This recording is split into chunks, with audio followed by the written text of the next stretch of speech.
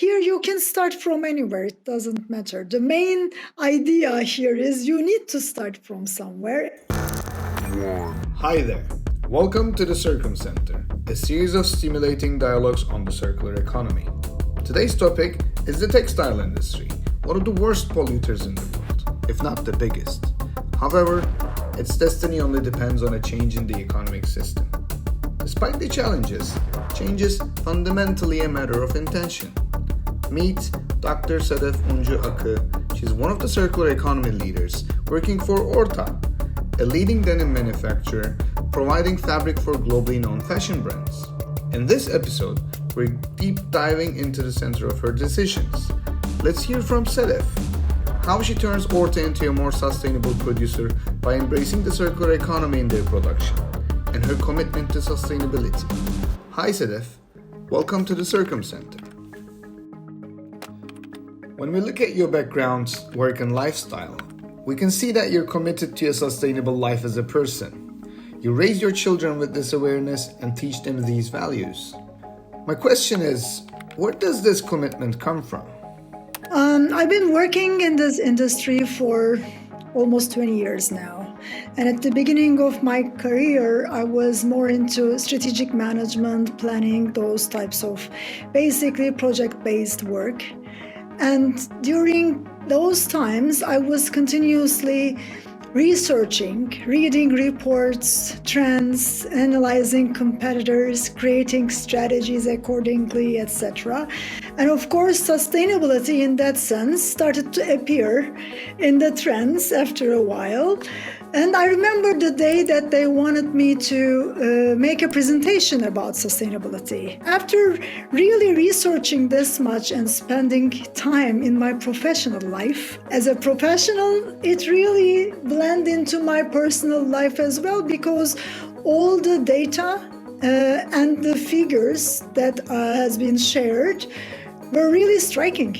It is still striking, I shouldn't say word, about what's going to happen in the future. So then I started as a lifestyle. In my personal life, I started running. I'm running half marathons and full marathons, and I'm really collecting donations for several charities. So I said, I need to be sincere. If I'm really supporting this a lot in my personal career, I should do the same for my personal life as well. Is there a simple action for people to reduce the impact they create in their daily lives? When I think about clothes, I think I can say, please use your clothes longer. It really makes huge difference. There is a statistics that I would like to share here with you. Like if you use your garments 3 times longer, its carbon footprint decreases by 65% and its water usage decreases by 66%, which is huge. Please don't really buy if you can just stop that urge inside you to stop buy a new one. If you already have the old one with the memories that you have with the clothes, those are really valuable. So use your clothes longer. You have published your PhD thesis as an international book titled Customized International Investment Decisions. What was the central force that made you focus on decision making? Well, I'm a textile engineer from Istanbul Technical University, and then I did an MBA on top of it on Boğaziçi University. Then I said, well, I love textiles, I love management, I need to combine both, and I did my PhD in the States about textile technology and management. So when I first went there, it was 2000, and during those times, China was the only answer for all the plant location decisions or like investment decisions. And I was shocked by that. Everybody around me was talking how cheap the labor in China was. And then I thought that this doesn't make any sense because it needs to be based on your strategy, based on your product strategy. So that's why I said, let's analyze this. That's why I said customized, because all the decisions needs to be customized to your company's strategy. There isn't one single right answer for all the companies. That's what I believe. With this question, we have finalized the first circle, and now we're moving into the second circle, which will focus on your business and the industry. Let me start with this question. What is the denim industry's role in preventing climate change? Well, denim specifically in the textile sector has always been a front runner in innovation or like in advanced technologies. Although we have really a bad reputation, when you look at the pictures or like the videos on internet, when people talk about unsustainable practices, you always see denim manufacturing and rivers with blue color on it, again blaming the denim industry. I believe many manufacturers really putting effort to reduce their overall environmental impact, using low-impact fibers, lowering their energy usage or like alternative energy investments, lowering their water usage. They are really taking action in that sense. So I should say denim is a pioneer as a sector when you consider the overall textile sector. Let's focus on your company. What is Orta doing to enable a circular economy within the denim industry? Well, we do many things actually. Let's start from the raw material. For the raw material, we are really doing a lot of collaborations. During the start of Better Cotton initiative in the world, our cotton director was a part of that initiative. And once they decided to form a platform or like an organization in Turkey, our cotton director really managed that and served as the board of directors for a while. Then we really are after efficient waste management. We would like to minimize our waste to start with. Or how can we reduce our overall inventory, not to create any waste? That's the main point. As the second point, okay, waste is there. Not only the fiber waste, but we also have a lot of different waste. We do have a waste map in-house. Of course, for the fiber part, we would like to reuse waste as a raw material in the system. Recently, we've done a collaboration with a Turkish recycling facility called Gamma. What we're doing is we are sending our pre-consumer waste to them.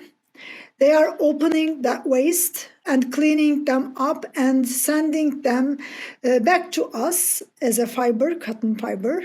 So this is a local circularity initiative between Gamma and us. We also value this project a lot.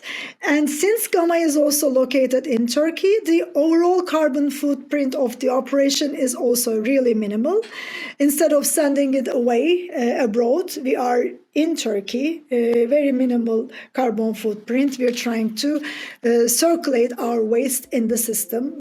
A few years ago, Turkey's Circular Economy Platform has been founded, and Orta has been a member since then. Can you tell us a little bit about how is your relationship with the Circular Economy Platform? Well, Circular Economy Platform has been a great supporter of our circularity practices. We've taken trainings from them. That was really valuable for us because not only about textile sector but also what other sectors are doing in terms of circularity was really an important data for us or like innovation point for us to see what other industries are doing. And it's a great effort also for them to support the companies which are at the early stage of this journey in terms of circularity. So that's great. Why are traceability and transparency important for the denim industry? What do they mean for Orta?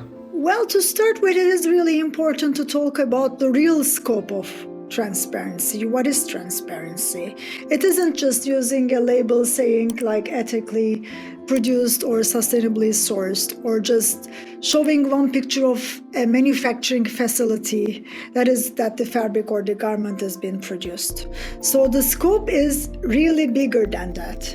And the system should definitely need to understand that that scope starts from the very beginning of the supply chain till the end, where the garment or the cloth meets with the consumer. That's really important. So at Orta, we would like to see transparency again as an ecosystem. We have 3 pillars here, 3 T's: transparency, traceability, and touch. Touch meaning the human touch, the people inside it. And as the next step of transparency, we believe that we should definitely need to talk with numbers. For that, we invested in a life cycle assessment tool, and we've been using more than 4 years right now. We are basically taking the fabric from the cradle, meaning from the raw material, till our gate. We are calculating the overall environmental impact of every step that we are taking in the production of that fabric. What are the main challenges that you focus on to enable a circular economy within the denim industry? Well, the main challenge in embedding circularity in the denim industry is basically, I think, the waste collection system. Because unfortunately, we know that only 1% of the overall fiber produced in the world is recycled right now, which is very, very low when you consider the amount of garments that you produce yearly, like annually. And here also another challenge occurs, because if the designs only having monomaterial in mind, then it can be recycled in the system, which is really logical, by the way. But for us, everybody is talking about that. In this century, we think that we need to find a new wave of design thinking. So we need to find another way to really recycle the waste that we collect. Thank you for telling us about the center of your industry and your business. Now we will move into the third circle of our conversation, in which we will focus on the future. As a professional with years of experience in this field, what would you first advise brands and businesses who want to transform their production towards a circular economy? Good question. We really believe here in sincerity of actions. We believe that you shouldn't use just for the sake of using the word circularity on a label, on a product. You should really have to look into a bigger picture in that sense. How can you incorporate the circular practices into your operations? Here you can start from anywhere, it doesn't matter. The main idea here is you need to start from somewhere, and you need to select one part, and you need to stick with that and continuously improve and expand your view of circularity in that sense. What needs to change in the denim industry to create the most significant impact for the future? The mindset, of course. That's how I believe, the growth mindset. The bigger, the better. The more, the better. And it's very out of fashion. And it all needs to be in balance. We need a new definition of value, all of the companies in the world. What is the biggest misconception that consumers have about sustainable denim? Well, the misconception is basically the greenwashing, the sentences or like the proposed things that are written on the labels of the garments. We know that very few amount of them are true. And most of them are just for the sake of using those buzzwords on the label. And consumers, they don't have that knowledge to really go behind those sentences and research more if it is true or not. So we need to really increase that amount to really reduce the misconception in the system. What would be the most significant change that the consumers can do in their shopping habits? fast fashion, and I shouldn't say maybe fashion, but fast everything, or like big everything, as I've mentioned before, in terms of mindset as well. That throwaway culture and buying a t-shirt one season, and since you've used that t-shirt, put some pictures on Instagram with that t-shirt, you can't use it anymore, like in the second picture. That mindset, we definitely need to change, that's for sure. I can also comment from the manufacturer point of view. It's the same for the concepts that we create, collection by collection. Each and every collection, we need to create some innovation, some newness. That's what brands are asking from us. That, to me, is also insane, because we are consuming the innovation that we have created in one collection in, let's say, 6 months, which is crazy. There is a lot of work behind it, a lot of research behind it. So I think for the brands and retailers, they should stop asking what's new. They should find more complex questions, I think, to really enhance the system that we are living in together. That's amazing. Thank you very much. Would you have anything to, as a closing remark before we... I think that's enough. I talk too much. I love talking.